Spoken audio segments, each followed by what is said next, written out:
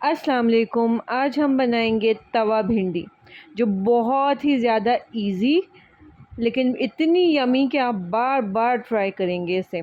अच्छा, तो सबसे पहले हमने भिंडी को लंबा लंबा चार पीसेस में कट कर लेना है, लंबा लंबा बारीक बारीक।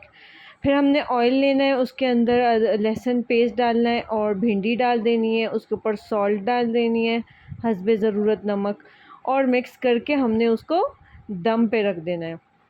जब भिंडी 70% कुक हो जाए तो हमने उसके ऊपर डालना है कुटा हुआ धनिया और ज़ीरा।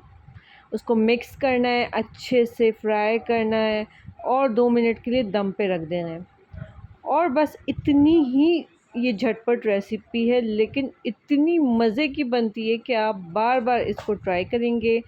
तो अगर आपको ये रेसिपी पसंद आई हो तो please like, share and subscribe to my channel. Thank you so much. Allah Hafiz. See you in the next video.